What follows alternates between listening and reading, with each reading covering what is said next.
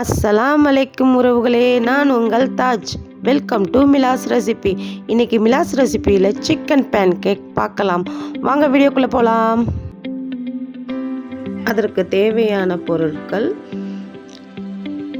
Chicken 1/2 kg, வெங்காயம் 400 gram, garam masala 1 teaspoon, மல்லித்தூள் 1 teaspoon, chicken masala அதாவது 65 மசாலா 1 டீஸ்பூன், இஞ்சி பூண்டு விழுது 1 டீஸ்பூன், எள்ளு 1/2 டீஸ்பூன், மல்லித்தலை சிறிதளவு, ஆயில் 1 டீஸ்பூன், தேவையான அளவு உப்பு.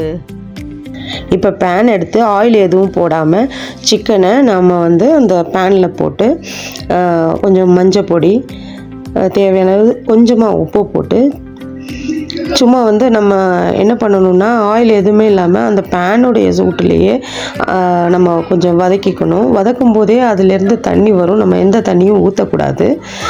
ஏன்னா இதை ஆஃப் குக் தான் பண்ண போகிறோம். மறுபடியும் நம்ம இதை திரும்பவும் நம்ம குக் பண்ண போகிறோம்.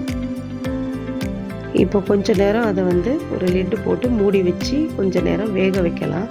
சிம்மில் வச்சிடணும் அடுப்பை. இப்போ தண்ணியெல்லாம் வத்திடுச்சு. இப்போது ஆற வச்சு மிக்ஸி சாப்பரில் போட்டு நம்ம பொடி பொடியாக சாப் பண்ணிக்கலாம். இதே மாதிரி சாப் பண்ணி எடுத்துக்கணும். நல்லா ட்ரையாக வந்துடும். இப்போது பேனை எடுத்து 1 டீஸ்பூன் ஆயில் விட்டு இஞ்சி பூண்டு பேஸ்ட்டு 1 டீஸ்பூன் போட்டு நல்லா அந்த பச்சை மணம் போகிற வரைக்கும் வதக்கிட்டு நம்ம பொடியாக கட் பண்ணி வச்சுருக்கிற வெங்காயத்தை போட்டு நல்லா வதக்கிக்கணும். வெங்காயம் நல்லா கண்ணாடி பதம் வர வரையும் வதக்கிட்டு இப்போ சிக்கன் 65 மசாலாவை போட்டுக்கணும்.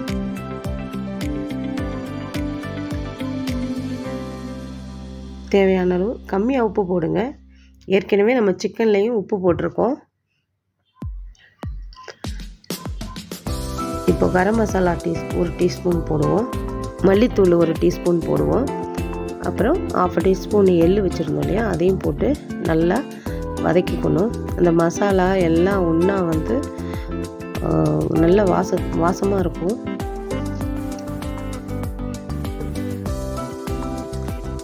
லைட்டாக தண்ணி இருக்கும், வெங்காயத்தோடைய தண்ணி, கவலைப்பட வேண்டாம். அது நம்ம சாப் பண்ணி வச்சுருக்கோம் இல்லையா, அந்த சிக்கன் இதில் கொட்டும்போது அந்த மசாலா அந்த தண்ணி எல்லாத்தையுமே உறிஞ்சிக்கும்.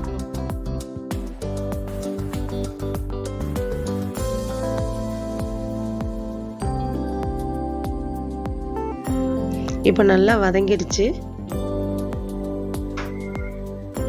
அப்புறம் நம்ம சாப் பண்ணி வச்சுருந்த சிக்கன் போட்டு நல்லா மிக்ஸ் பண்ணிக்கணும்.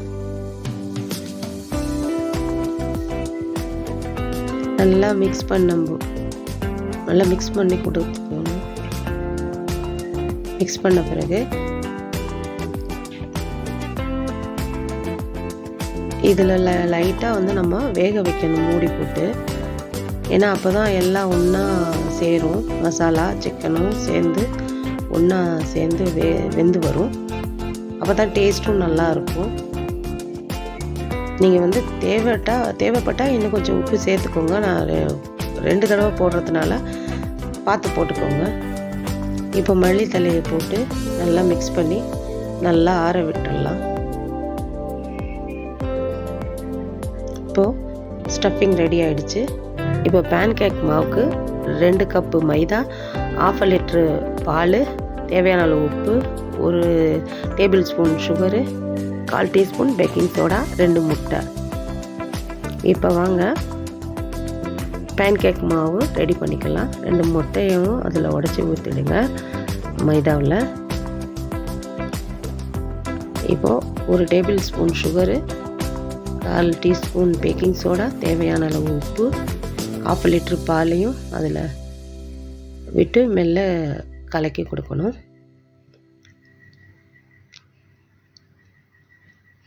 1/2 லிட்ரு பாலே சரியாக இருக்கும். தேவைன்னா நம்ம கொஞ்சம் தண்ணியும் ஊற்றணும். அதனால் நம்ம பயப்படாமையே மாவில் விட்டு கலக்கலாம். கலந்த பிறகு ஒரு மிக்ஸி ஜாரில் நம்ம மாற்றிக்கலாம்.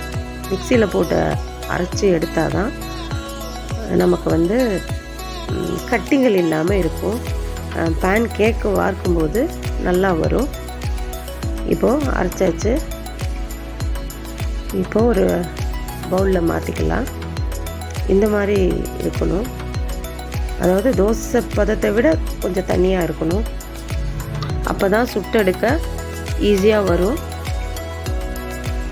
இந்த பதத்துக்கு இருந்தால் போதும். இப்போ வாங்க செஞ்சிடலாம். விட்டு ஒரு பேனில் விட்டு லைட்டாக ஷேக் பண்ணாலே போதும், அழகாக ஊற்ற வந்துடும். இப்போ திருப்பி போட்டு ஒன்றா இந்த மாதிரி எடுத்து வச்சுக்கலாம். அதுக்கு இந்த மாதிரி பேன் ஒன்று வேணும். அப்போ பேனில் இந்த மாதிரி பண்ணும்போது தான் ஈஸியாக வரும், தோசைக்கல்லில் வராது. இந்த மாதிரி நம்ம ஒன்று ஒன்றா விட்டு ரெடி பண்ணி வச்சுக்கலாம். ஆனால் இந்த மாவு செஞ்சால் டக்குன்னு ரெடி பண்ணிடலாம். அது சட்டு சட்டுன்னு வெந்துடும், ரொம்ப டிலே ஆகாது.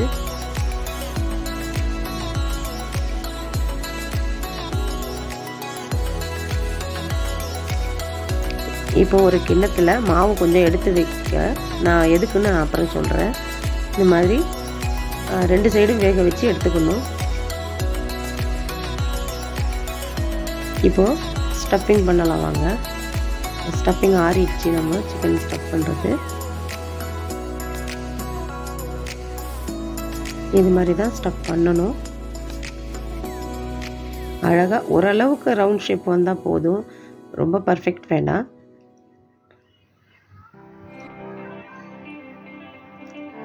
இப்போ ஒன்று ஒன்றா இந்த மாதிரி ஸ்டஃப்பிங் பண்ணி வச்சுக்கலாம். டக்குன்னு நமக்கு ஈஸியாக வரும்.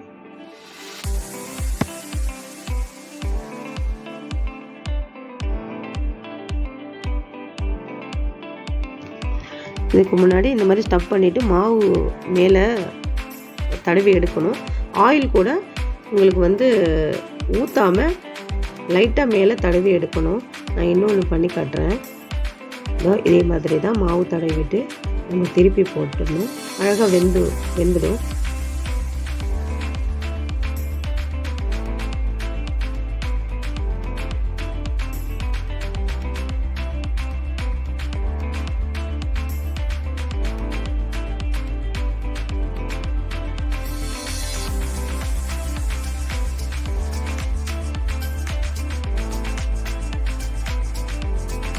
எல்லாம் ஸ்டஃப்பிங் பண்ணி வச்சுட்டா 3 கூட அழகாக போட்டு எடுத்துடலாம். சட்டுன்னு முடிஞ்சிடும்.